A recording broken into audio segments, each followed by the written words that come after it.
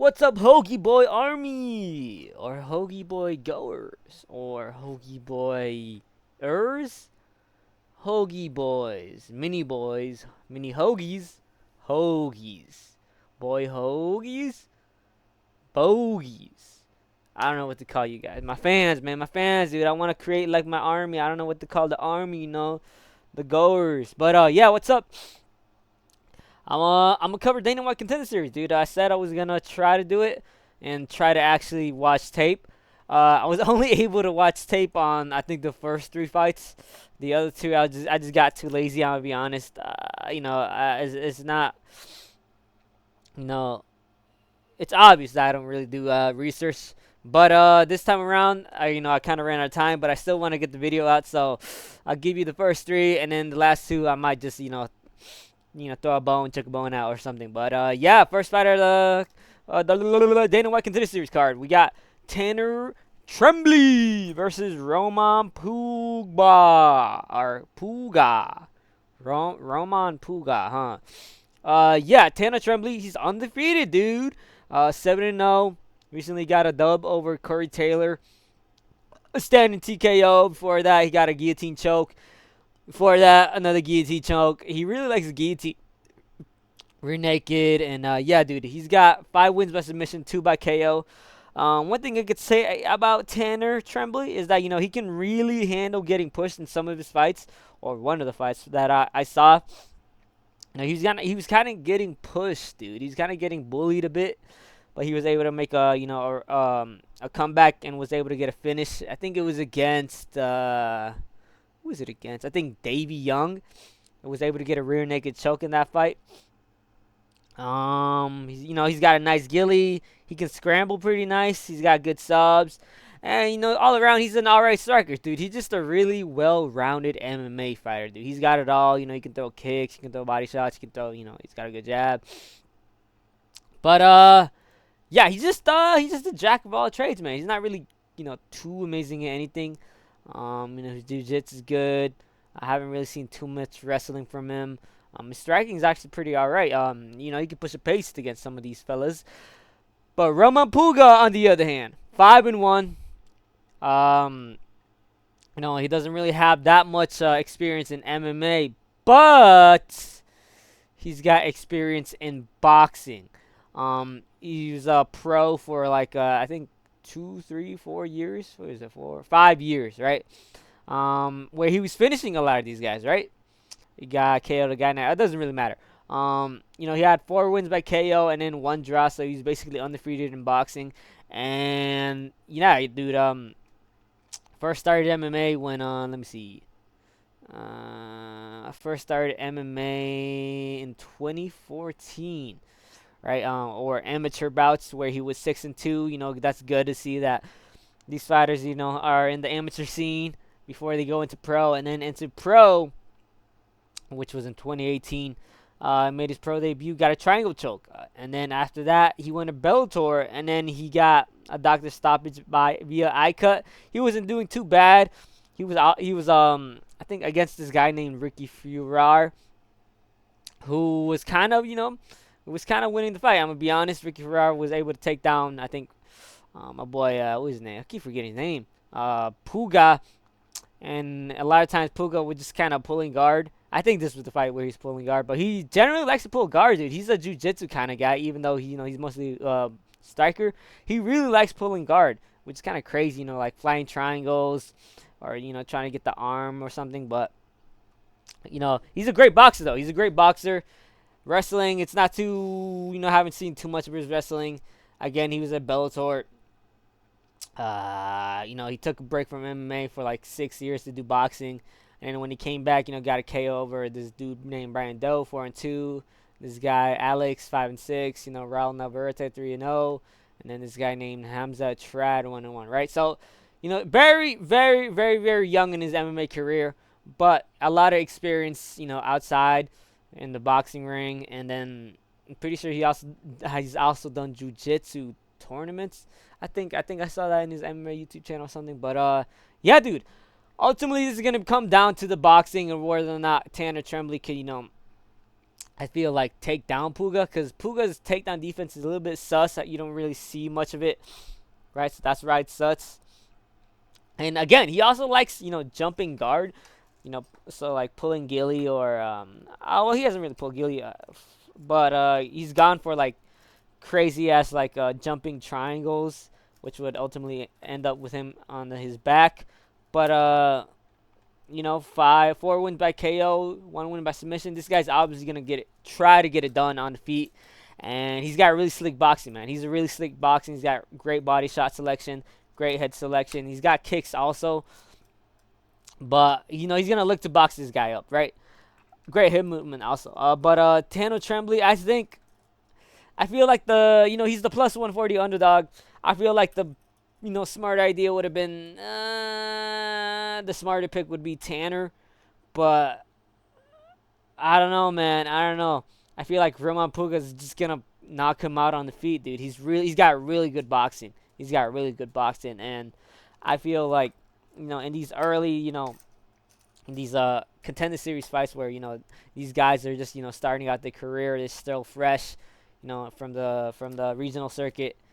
I think if you excel in one part of the game, and in this case Roman Puga, he really excels in boxing. I feel like you could abuse that against Tana Tremblay, who he's good everywhere, but he's not exactly amazing.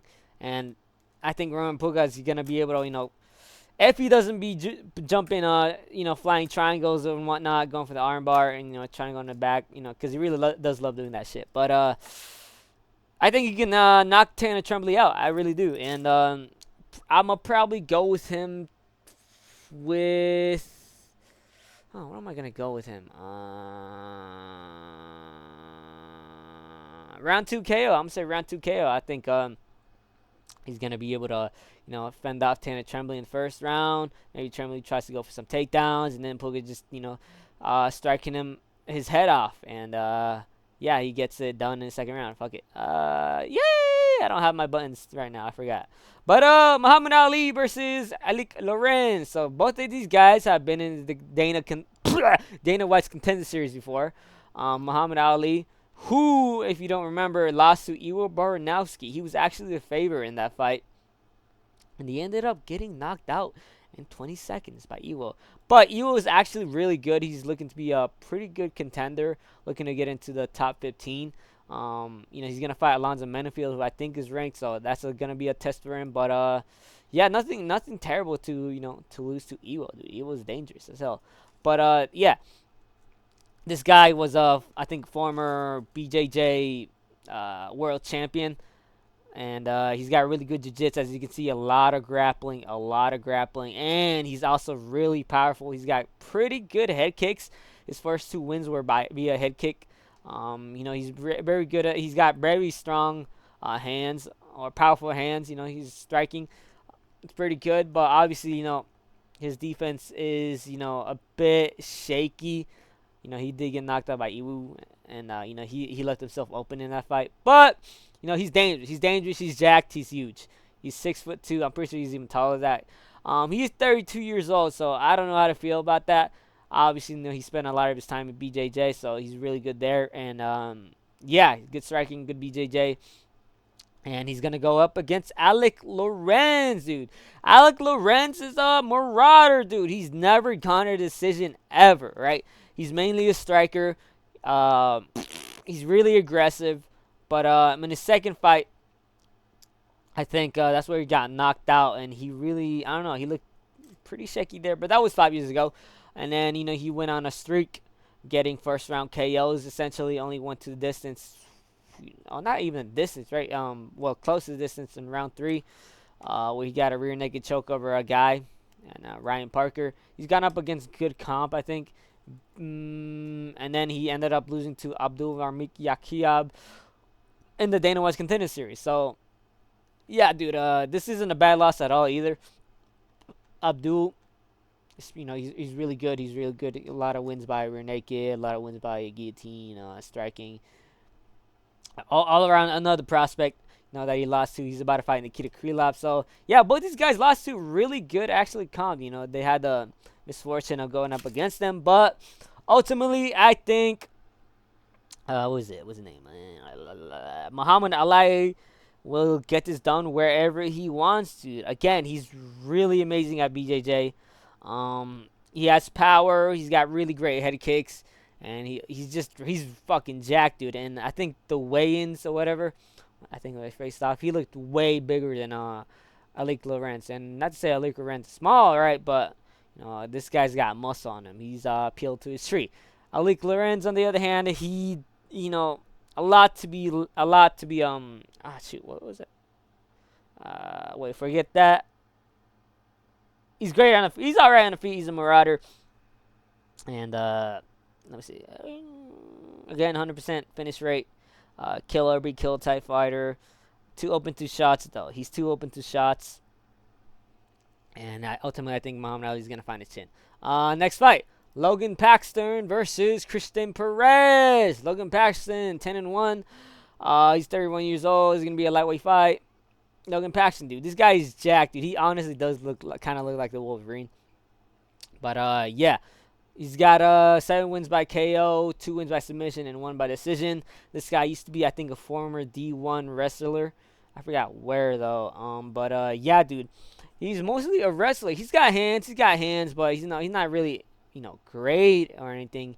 He just got the old wrestling fucking overhang, being aggressive, throwing wild hooks, and if it gets too dangerous, he goes for takedown, yada yada yada, throwing overhand rights, ground and pound, shit like that, dude. That's how he's getting his finishes mostly.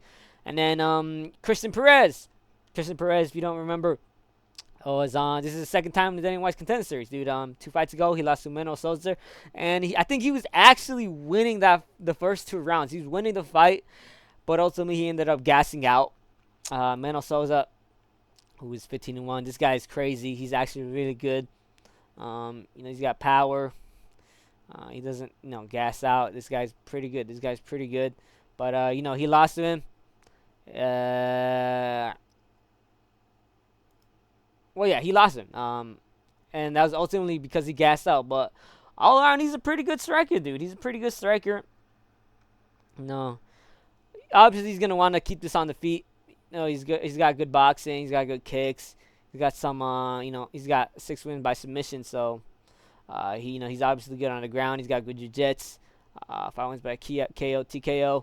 But I think this is gonna be a wrestler versus a striker type of thing, where Logan Paxton's gonna look to get him on the ground. Maybe suffocate him with some wild striking. Take him down, try to get this finished by ground and pound, or maybe even get his back, right? But Christian Perez is, he's all right. He's all right. And he's going to be an inch solid with 2-inch reach advantage, but I don't think that's going to matter much. But Christian Perez, I think he's got the better striking. His wrestling, his wrestling's all right. But he does have a lot of fights under his belt, dude. He's got a lot of experience, right? And I feel like he's gone up against a bit more better comp, dude. Logan Paxton has only really gone against 5-5, 8-6, 0-1, 7-5, 14-43. He not really good comp. I'm gonna be honest, dude. I think Chris Perez is more seasoned, dude. He's more seasoned. He's gone up against better comp. He was on the Dana White's Contender Series. He almost won, but he ended up getting KO'd. But that's not bad, dude. That's not bad. I think he's gonna get this done, and I think he's gonna get it done by striking on the feet. He was gonna want to keep this on the feet, and he's gonna knock him out in the second round, dude. I'm putting in second round.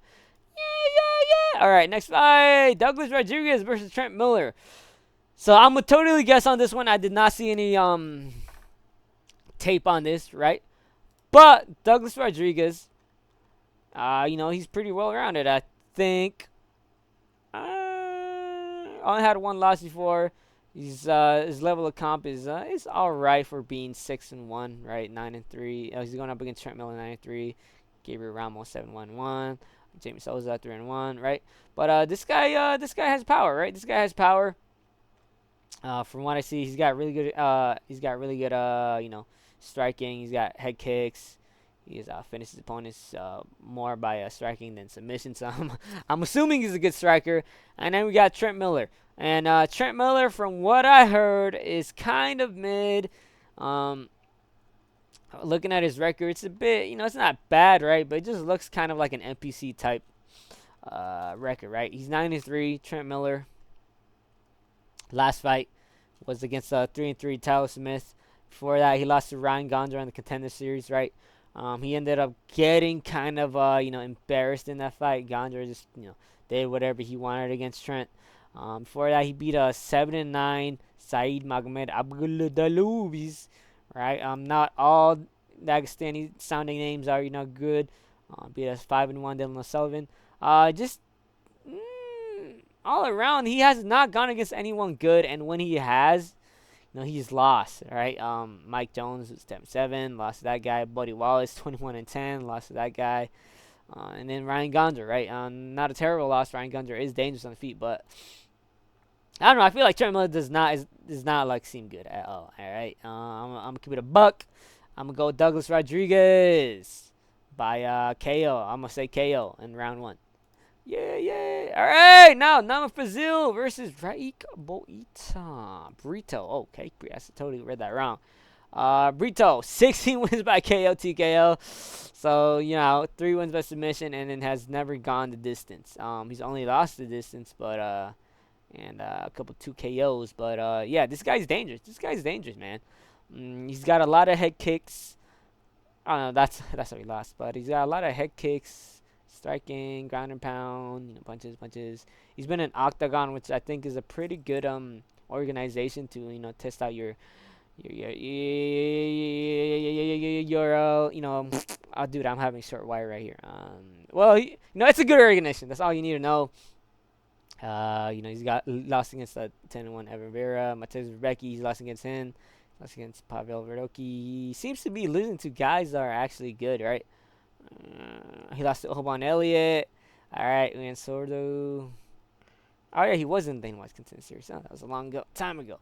But yeah, dude. Obviously, he's gonna want to keep this on the feet. I'm assuming the other guy is gonna be more of a wrestler. 19-6, a bit of an ugly record, but he's dangerous on the feet for what I'm seeing. And then we got Namo Fazil. So I've been seeing this guy on socials, and he's already talking trash. He's already talking about how he's gonna beat I think Armin, or was it Islam, something like that. But yeah, as you can see, 4 wins by KO, 4 wins by submission, 2 by decision. He's pretty well rounded in terms of finishing his fights. He beat a guy in Jake Babian, 6-1. Yakub Salimov, 7-0.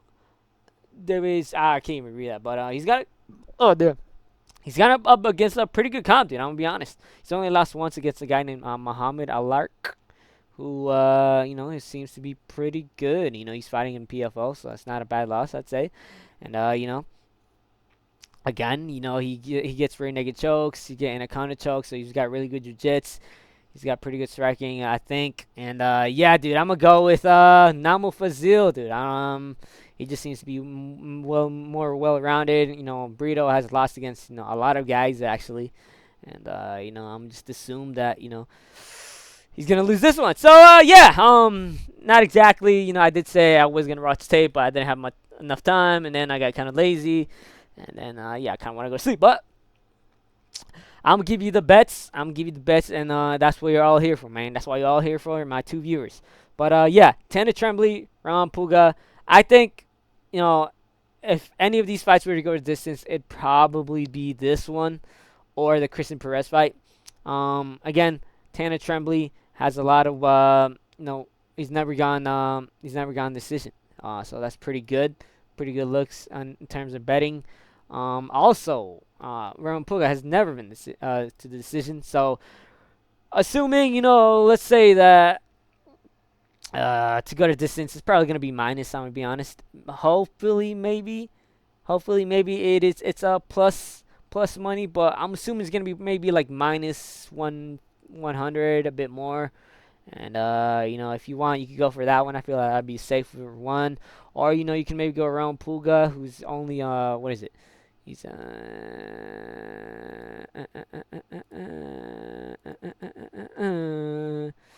what is it? What are the odds? I'm not even seeing it. He's a minus 170. He's only slightly favorite. But I feel like this one's gonna be pretty competitive, dude. If any, like I said, this could go the distance, but these guys never been to the decision.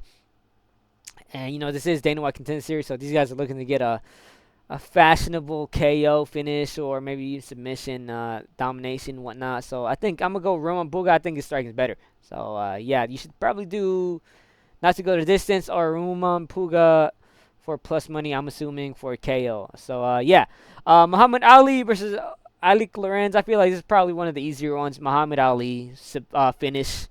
Probably first round would be plus money. If not to go the distance, I'm guessing it's gonna be like minus 200.